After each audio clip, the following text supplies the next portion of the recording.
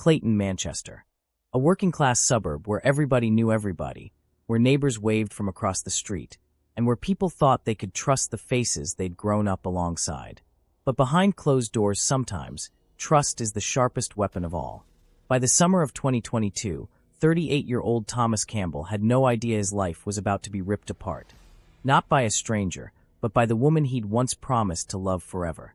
This is the true story of love turned to betrayal, of a conspiracy that led to a night of unspeakable violence, and of how a small circle of people planned, plotted, and destroyed a man's life, all for greed and revenge.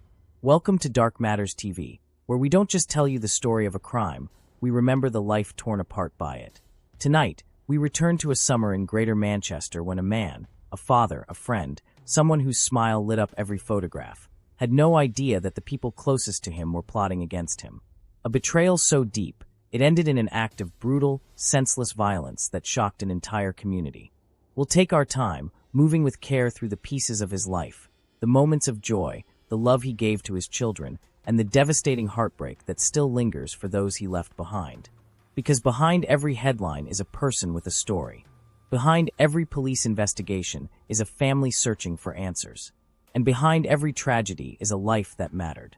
If you're here for more than just the facts, if you believe saying their name keeps their memory alive, and that remembering them gives meaning to their loss, then you're in the right place.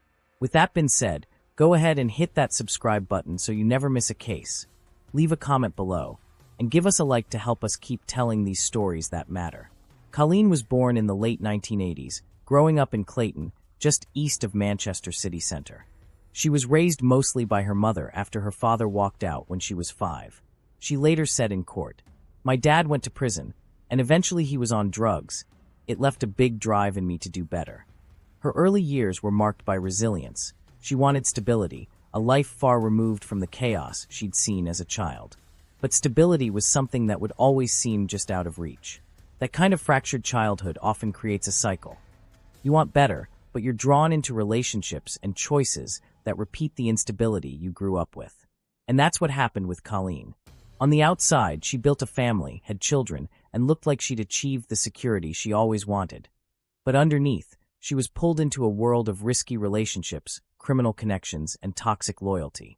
No matter how much she tried to create the type of life she envisioned for herself, her choices, and the people she let into her life, kept dragging her back into the same chaos she had been trying to escape since childhood.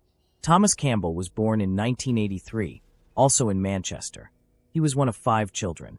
People who knew him back then described him as cheeky, polite, and always smiling, but with a streak of trouble underneath. In his teens, that trouble started to show. One incident from school stuck with his mates. Thomas had once covered a Christmas tree in hairspray and set it alight, laughing as it went up in flames. It wasn't just mischief. By 19, he'd crossed the line into serious crime, taking part in a violent robbery with a samurai sword. The judge who sentenced him gave him 9 years. Thomas spent much of his 20s in prison. Time to think about his choices, or perhaps to harden in other ways. It was around 2008, not long after Thomas's release, that he and Coleen met on a night out in Manchester. Friends said the connection was instant, maybe by the familiarity of growing up in similar neighborhoods. From then on, they were inseparable. They moved in together quickly, married, and started a family. Their son was born in 2010, followed by a wedding in 2011 and a daughter in 2015. Coleen also had 2 other children from a previous relationship. At first glance, Thomas and Coleen Campbell looked like any other working-class couple in Greater Manchester, just trying to build a life for their children. Coleen had taken steady jobs over the years, working as a teaching assistant in a local primary school and spending time in office roles. To neighbors, she looked like a devoted mother juggling the challenges of work and home life. Thomas, on the other hand, carried a different reputation. He was not in steady, legitimate work, while Coleen tried to carve out a picture of normality. Thomas seemed pulled toward a lifestyle that blurred the line between comfort and crime. By the time they were raising their children together, the contrast was striking. Coleen's income never explained the luxury holidays and expensive cars she enjoyed, while Thomas's occupation remained vague, whispered to be linked to the kind of underworld dealings that don't come with a payslip. To outsiders, they looked like a family on the rise.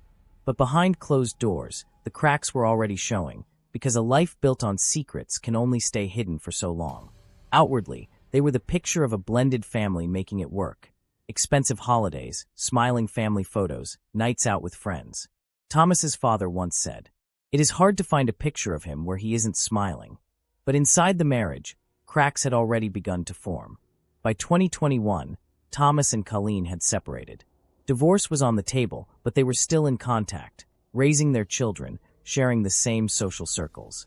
Coleen later admitted to police she had started a new relationship with another man. But what she didn't admit, not at first, was that she had also begun speaking with a man named John Belfield, a man with a reputation in the Manchester underworld. Belfield believed Thomas had access to drugs and money. In the words of Greater Manchester Police, Belfield had a reputation for violence, drugs, and money, and he was constantly looking for opportunities to get ahead, no matter who paid the price. To Belfield, Thomas wasn't just Coleen's ex-husband. He was a target. Word spread that Thomas had access to drugs, cash, and valuables, exactly the kind of assets someone like Belfield wanted to get his hands on. But to reach Thomas, he needed a way in. And that's where Coleen came in. The Crown Prosecution Service told the court that Thomas Campbell passed personal information about Thomas to Belfield. His movements, his habits, his home address.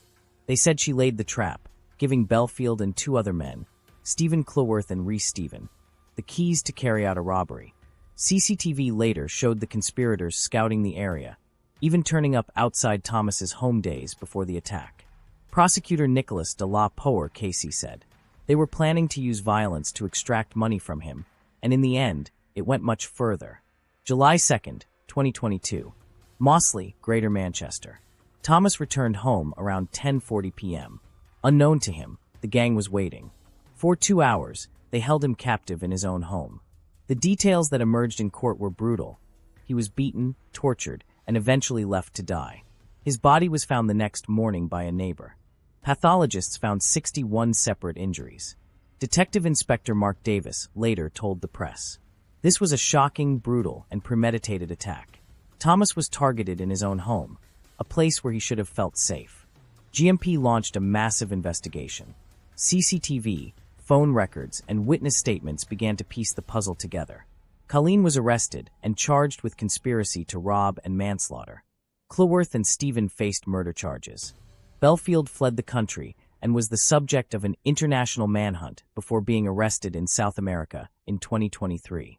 In Coleen's police interview, she insisted, "I didn't want him dead. I just wanted him to get a bit of a slap." The trial at Manchester Crown Court lasted weeks. The prosecution painted Coleen as the insider who had enabled the killers. The defense argued she had no idea they would go that far. But the jury found her guilty of manslaughter and conspiracy to rob. She was sentenced to 13 years in prison. Cleworth received 12 years, Stephen 37 years, and in July 2025, Belfield was sentenced to life with a minimum term of 37 years. Thomas's family described him as the life and soul of the party, and said his loss had destroyed them. Coleen will be eligible for release in the 2030s. Thomas's children will grow up knowing their mother played a role in their father's death. Yes, Thomas Campbell's name wasn't spotless. He had a past. He had once lived by choices that drew him close to the criminal world. And in the months before his death, whispers followed him. Whispers that he still dealt with drugs, that he still had cash and valuables stashed away. But here's the thing. Being rumored to have drugs, or even being caught with them, is not a death sentence. The law is clear. No matter your history, no matter your mistakes, you are still entitled to protection, to justice, and to the chance to live. In the eyes of the law, a crime like drug possession or even dealing is handled in a courtroom, not by a mob with fists and weapons in the middle of the night. What happened to Thomas went far beyond punishment. It was not justice, it was not discipline, it was not even a warning. It was savagery, a brutal, calculated attack carried out in his own home, where he should have felt safest. Detectives would later stress this very point. A man's past cannot justify the cruelty of his murder. In the United Kingdom, as in any society built on law and order, the line is simple. The courts decide guilt, the law decides punishment. No one has the right to take a life because of a grudge, a rumor, or the promise of fast cash. And that's why the prosecutors later told the court that Coleen passed personal details about Thomas to Belfield, where he lived, his routine, and who he spent time with. She acted as the insider, feeding him the information that would allow the gang to plan an attack. Detectives would later describe her as the one who laid the trap. To the jury, it was clear. While Belfield orchestrated the robbery and violence, Coleen had opened the door. She had betrayed the man she once married, giving his enemies everything they needed to find him, corner him, and ultimately end his life. For me, I think there is more to this aside the greed, jealousy, and what have you. Deep down there is more, but let's move on. This was a calculated and sophisticated plan, designed to obtain money and property, and to cause harm to Thomas Campbell. Jury came down so firmly on Coleen Campbell's role, because her betrayal didn't just hand over information, it handed Belfield and his men permission, in their own twisted way, to play judge, jury, and executioner. This was an appalling crime, driven by greed and callousness. It tore a family apart and left a community in shock. If you've stayed with us this far, to hear Thomas's story, and remember him, leave a warm comment to keep his story alive, and if you want more deep, detailed cases like this, make sure you subscribe so you never miss the next story we uncover. Until next time, stay safe and stay aware.